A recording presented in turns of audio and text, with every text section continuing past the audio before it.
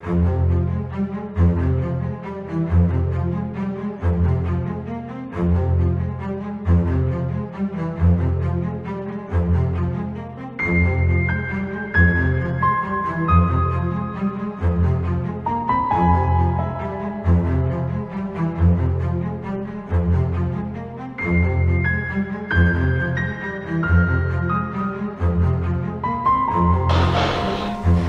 tal, estimados amigos? Continuamos con el análisis de derecho de las obligaciones.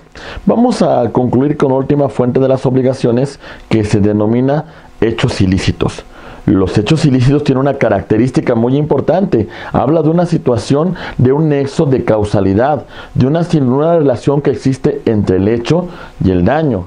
Ese supuesto va a producir una obligación, que es una fuente de las obligaciones, lo referente al hecho ilícito, que vamos a ver que esta relación de causalidad puede darse por culpa, y evidentemente esto trae como consecuencia un elemento de antijuridicidad, de ir en contra del orden jurídico previamente establecido. También tenemos que tomar en consideración que la conducta puede ser dolosa, y este dolo puede traer como consecuencia un tema de negligencia, un tema referente a que la actitud del sujeto, al ser negligente, va a tener como consecuencia el surgimiento de una obligación. Pero en estas dos circunstancias, tanto por culpa como por dolo, va a haber una situación en la cual el acreedor puede exigir al deudor el pago de daños materiales, de daños morales o de perjuicios. El daño material implica un daño económico, una afectación que se causó como consecuencia del cumplimiento de la obligación.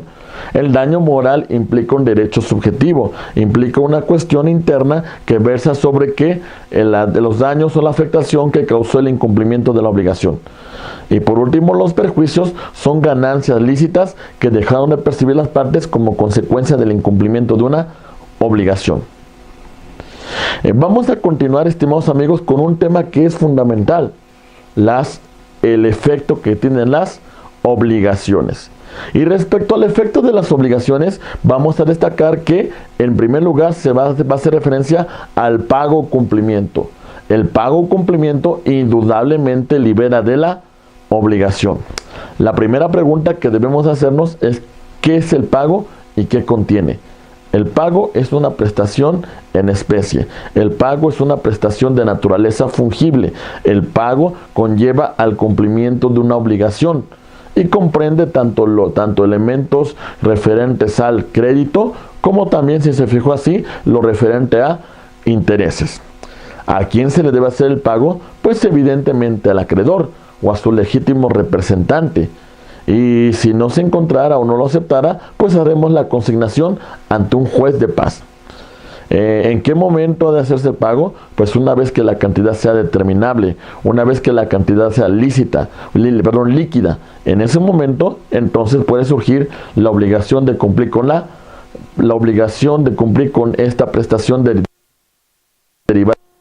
También hay que hacer alusión a el lugar donde debe hacerse el pago.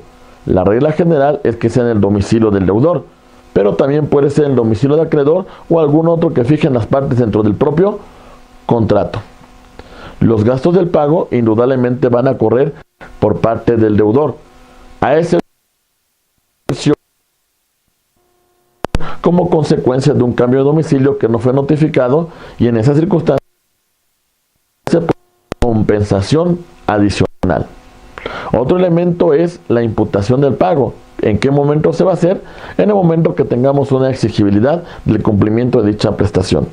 ¿Con qué debe hacerse el dinero? Pues bien, la moneda que libera de obligaciones en el territorio nacional es el peso mexicano.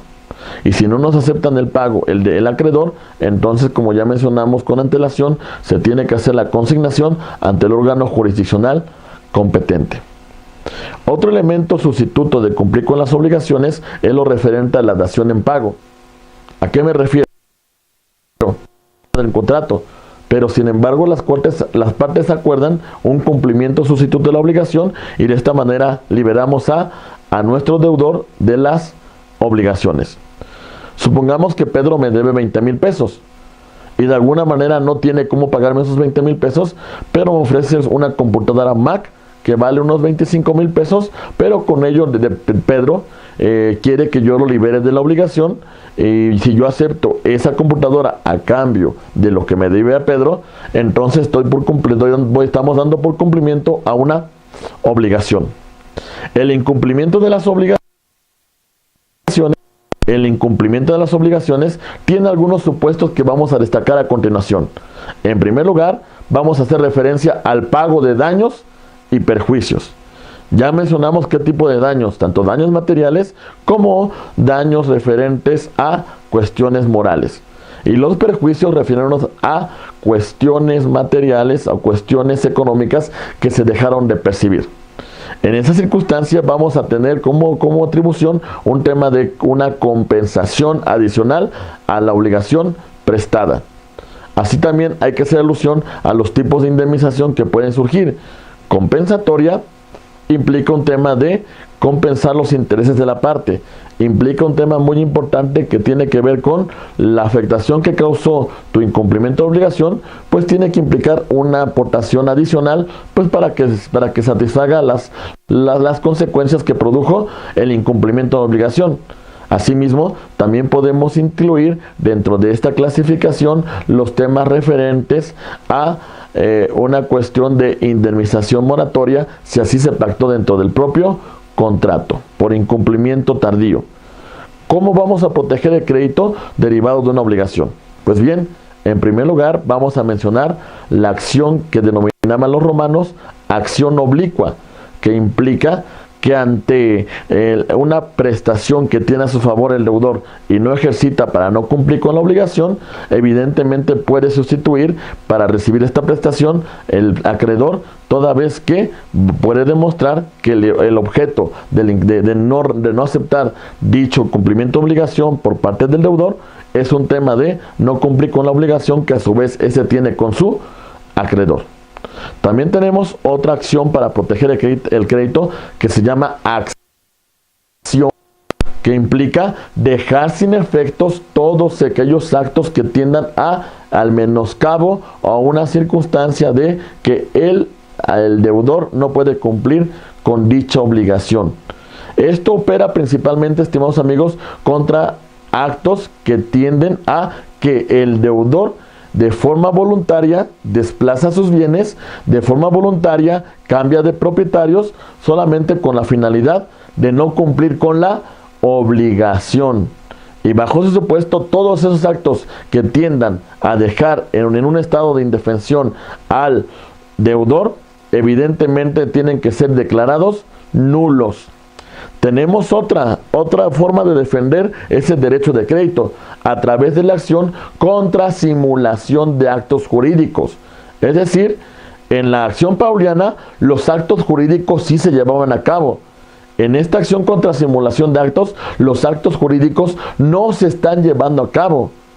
Y como consecuencia, lo que vamos a señalar, que todos esos actos tendientes a declarar la insolvencia del deudor se dejen sin efectos, toda vez que se trata de una simulación de actos para no cumplir con su obligación. Y el otro supuesto para defender el crédito es el denominado derecho de retención, que implica que en caso de que ocupemos una habitación y no cumplamos con el hospedaje respectivo, entonces el de la posada puede evidentemente retener nuestro equipaje hasta que realicemos la aportación correspondiente.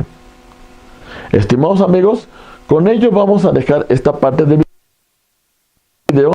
Hacemos temas muy importantes como tienen que ver con el tema de la responsabilidad, así como haciendo un pequeño preámbulo que es muy importante para retroalimentar lo que hemos visto a lo largo de estos videos. Muchas gracias por su atención, estimados amigos.